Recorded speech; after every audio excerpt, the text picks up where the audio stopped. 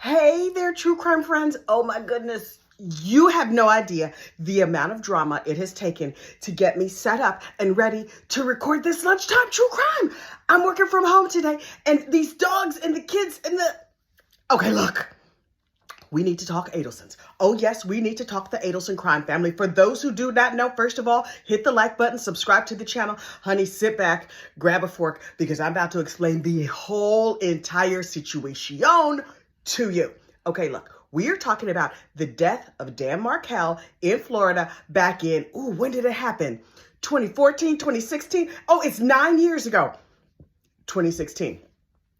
FSU professor Daniel Markel was gunned down, assassinated right there in the driveway of his house in a nice upscale Tallahassee neighborhood. He was going through a divorce with his wife, so everybody was like, okay, obviously the wife did it. But the wife was like, what? Oh my goodness, oh me, oh my, I can't imagine whoever would have done it. And then for 2 years, there was no clue. Well, the public didn't have a clue. Wendy Markel, who immediately once she divorced him, she changed her name back to Adelson. Wendy Adelson was like, oh, this is terrible. I don't want to stay in this small hick town, Tallahassee. Now listen, that's not me talking about Tallahassee. That's her talking about Tallahassee. She had no time for Tallahassee because you see, honey, she was from Miami Beach. And she's like, I'm a Miami Beach girl. I'm not trying to be bothered with all the... She called them people, nice people from Tallahassee, child, everything but a child of God. She called them hillbilly. She called them hick. She called them slow. She called them country. She was talking super shady about the people in Tallahassee. And she scooped up her two boys, Lincoln and Benjamin. Okay. I guess you can name your kids after presidents, but wow. She scooped up her boys and she moved them from Tallahassee 2 days after their daddy's funeral. No, not after his funeral, 2 days after his death. She scooped up her kids and went on down to Tallahassee. Went on down to Miami, South Florida. People were like, wait, wasn't she just at her mama's house like 2-3 days ago cleaning out her childhood bedroom? And she's like, that just happened to be a coincidence. I was just cleaning out my childhood bedroom just because I like to clean things out. Oh, look, but it makes for a nice, comfortable space for me and my boys to move into while my new house is getting ready. And my new house, it's 2 blocks from my parents' house. Oh, isn't this convenient? We can slide right on into our new lives and be good and ready to go. So the cops was like, who would kill this beloved professor? This professor had gone to Harvard. He had clerked somewhere in DC. He was a big, big deal. He was such a big deal. He was even the law professor of one of my favorite true crime YouTubers, Peter Tragos, over there on The Lawyer You Know. Yup, Dan Markel had been his law professor. Wendy had been an adjunct professor. That means like, okay, girl, we're going to throw you a few coins and we're going to let you teach a few classes or whatever. Wendy was very smart, very skilled. She knew a lot of stuff, but she was not as smart as Dan. Now look, the history of Wendy and Dan is a little more sketch than I originally thought. So it seems like Wendy was in her late 20s and she was still single. And her mama was like, Wendy, girl, you were smart. You've gone to Brandeis. You went to law school. You went all these fancy muckety-muck places. Now you need yourself a wife, and it better be a Jewish a husband. And it better be a Jewish husband because we are Jewish. And in this family, you are only allowed to marry a Jew. So her mother went on J-Date and flicked through all the lawyers and was like, oh, this dude right here, he's Jewish and he's a Harvard professor. He's for you. The mama picked him out. And she was like, I don't know. And the mother was like, yeah, he lives in your local area. Go find out about him, girl. So she went and she found out about him and she started dating him. And then their little love story takes off. Well, listen, Donna Adelson, Wendy's mama, she was all up in everybody's mix. She has an older son, Robert, and she's like, oh, Robert, you're dating a girl who's not Jewish? No. That will not be permitted. He's like, but mom, I love her. And the mother was like, absolutely not. So he broke up with the love of his life and his mother set him up with a nice Jewish girl. And he married the nice Jewish girl. And that marriage promptly fell apart because he did not love his wife. And the family was like, how can you do this? And then he was like, forget y'all, and left the family, moved to New York and got back together with the non-Jewish girlfriend that he was in love with and married her, and they had kids and stayed away from this crazy behind family. Rob might be the smartest one in the whole family. Now, here comes Charlie Adelson. Charlie Adelson is the gentleman who is on trial right now. Charlie, he went to college, undergrad, and then he went to dental school. Then he became a periodontist. But Charlie was a playboy. Yes, he enjoyed hookers and blow.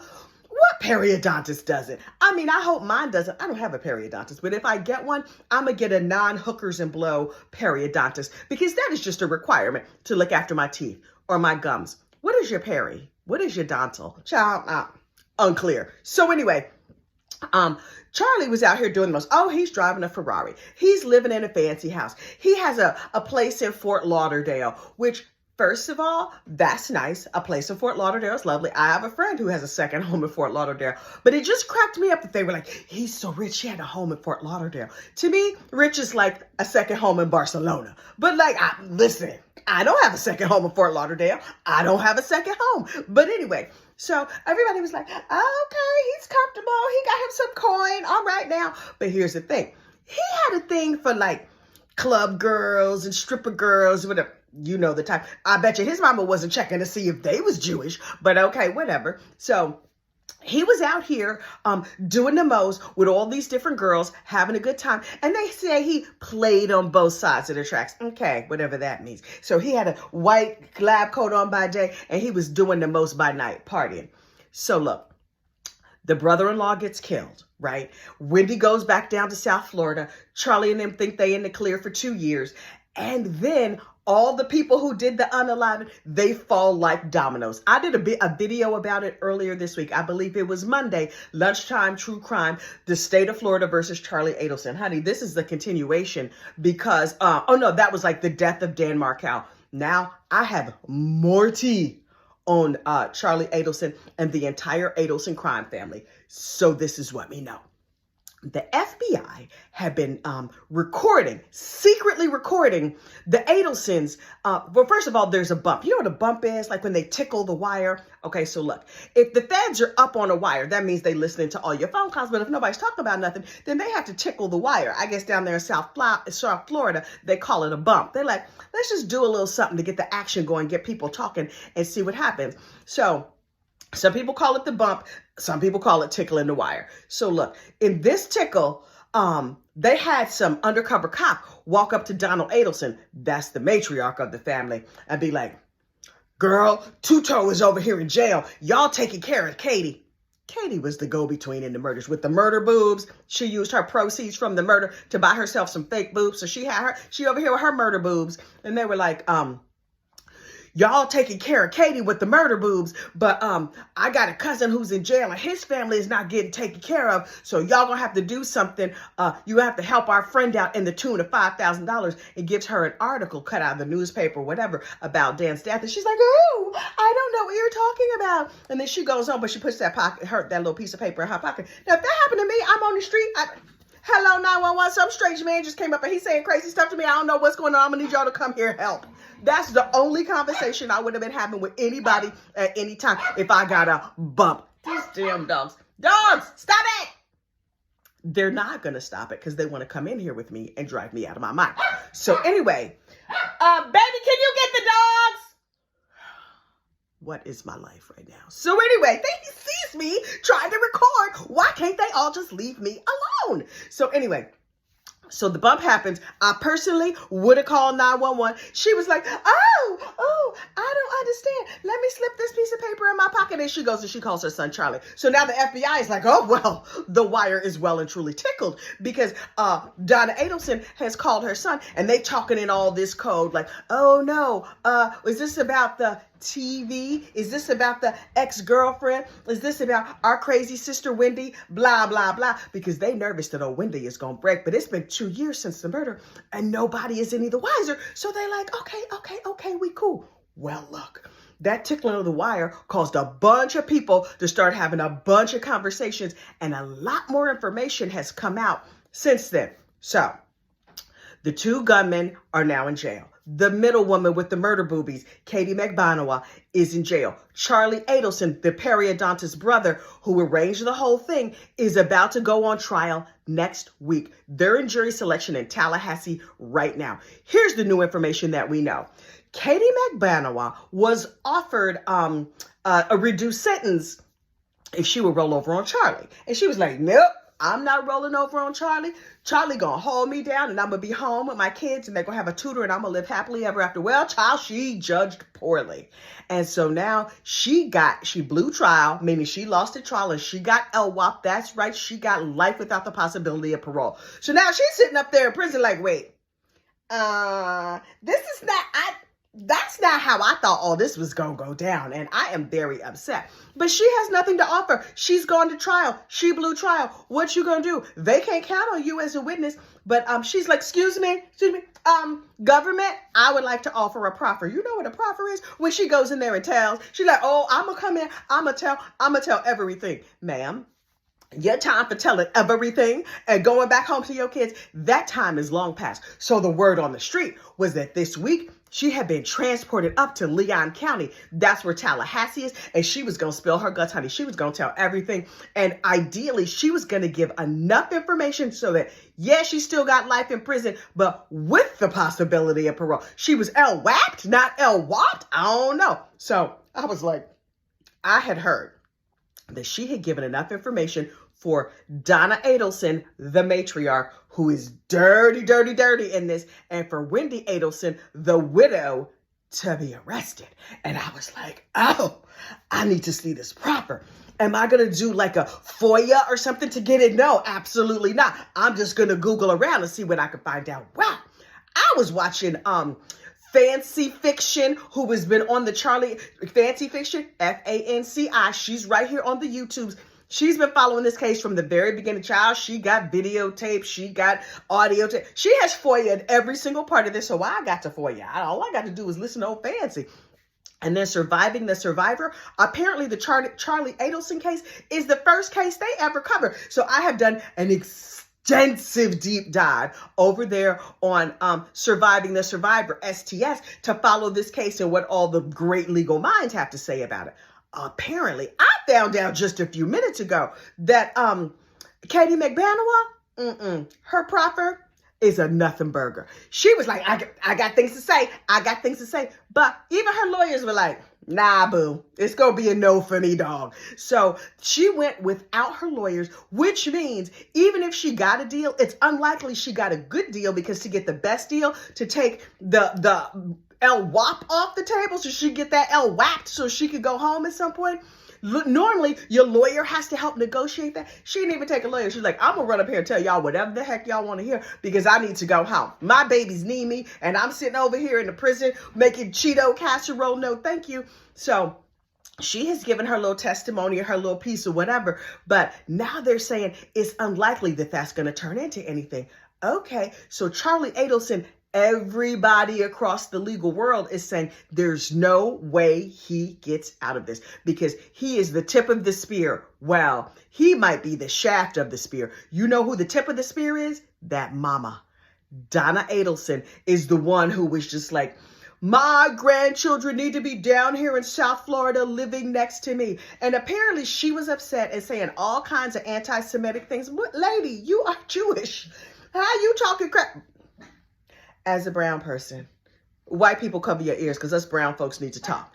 You know how it gets sometimes. When somebody get real mad, they be talking more shady about the other brown people than they talk about other non-brown. Y'all been to family reunions. Y'all been where they been playing spades and drinking liquor. Y'all know how it go down. So anyway, okay, white people, y'all can come back. Miss Donna Adelson, the head of the Donna Adelson crime family, she is shady, shady, shady. But apparently the previous district attorney was like, no, I don't think we have enough. We don't have all the things, blah, blah, blah. Wow.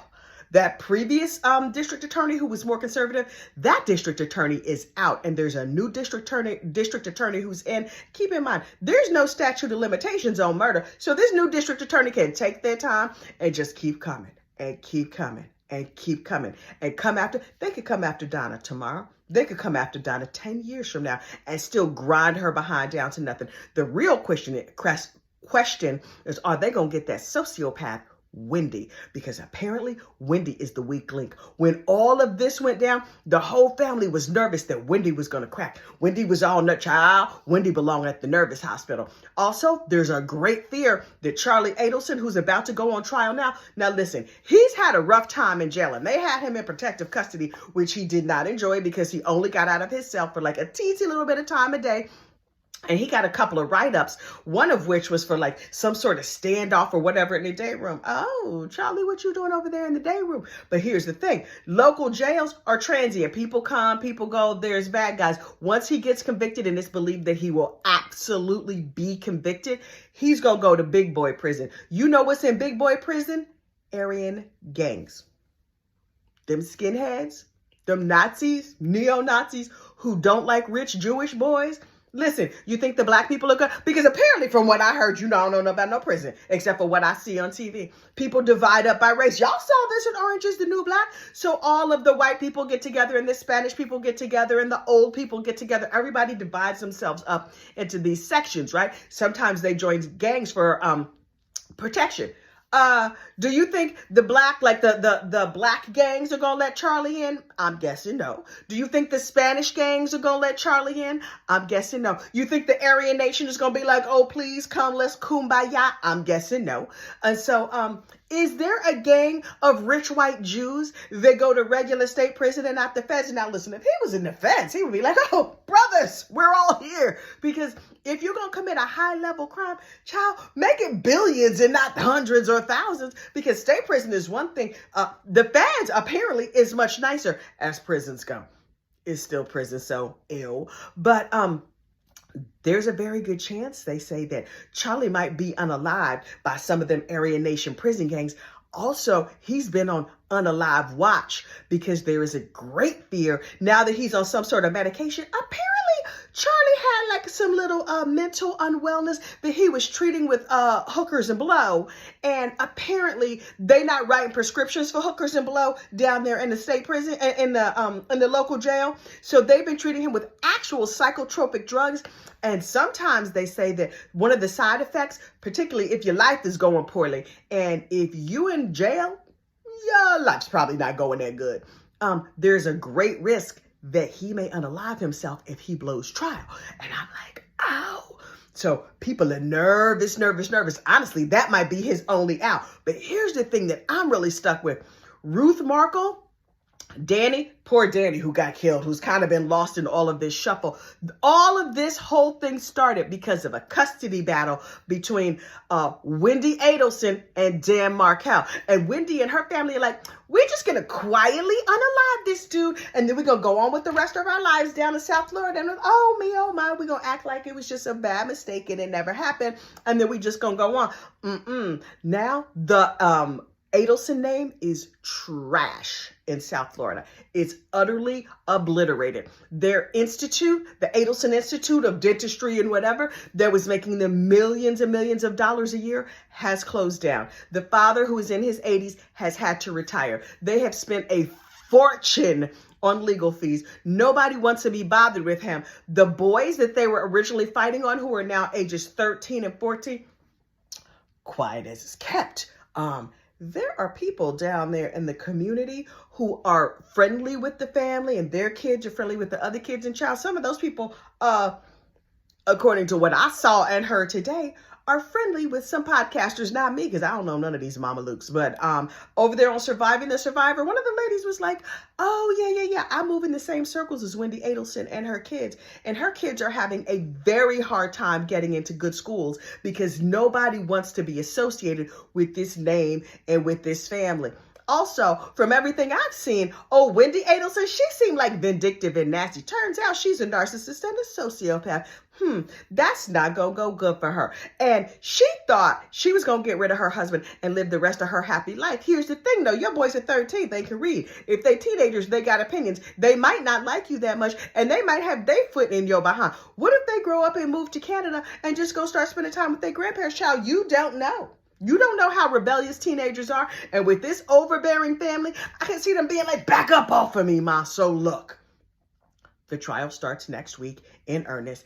I will be perched and ready to go for every single moment of it. There's probably some stuff I left out, so I'm going to have to review my notes and make sure. But for now, that is your Lunchtime True Crime. I'm placing this video on the Lunchtime True Crime link, but also on the Adelson Crime Family link, because there will be much, much, much more to come about the Adelsons and all of their criminality. You take good care.